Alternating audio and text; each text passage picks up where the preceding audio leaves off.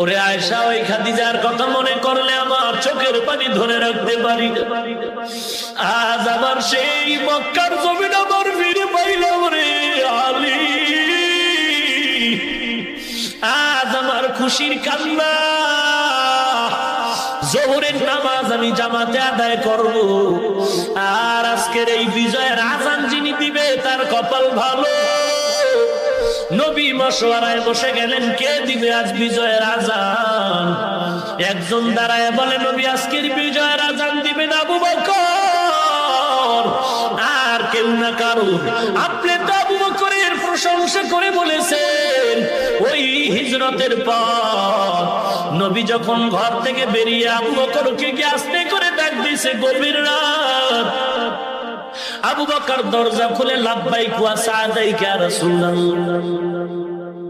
আমি আস্তে ডাক দিলাম, আপনি কি ঘুমান? আবু বকর চোখের পানি ছেড়ে বলেন, ও পয়গম্বর, 2-2.5 বছর আগে আপনি আমার কানে কানে বলেছিলেন হিজরতের পথে আমি আপনার সফর সঙ্গী হব।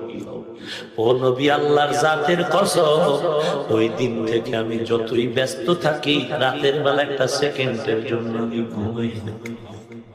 দরওয়াজার কিনারা অপেক্ষা করি। নবীও শুনে অবাক হয়ে গেল। ওরে আবু বকর, এগুলো কি করে সম্ভব?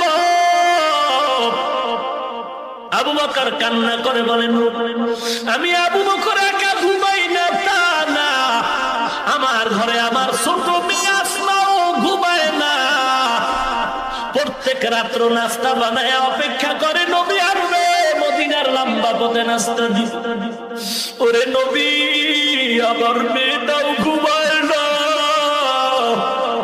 আজকে 2-2.5 বছর আমি আবু বকর রাত্রে ঘুমাই না রে নবী। আমার মেয়ে আসমাও ঘুমায় না রে নবী।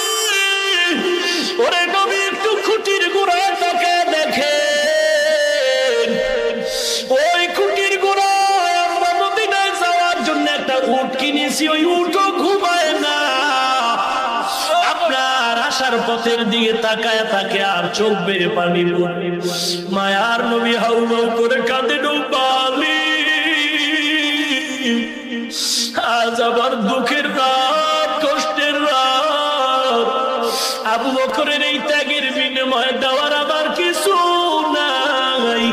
তবে আমি আজ একটু দোয়া করি, আল্লাহ, এই আবু বকরের সফর শুরু হলো, মদিনা পর্যন্ত সফর শেষ না। ও আল্লাহ, তুমি কবুল করে নাও।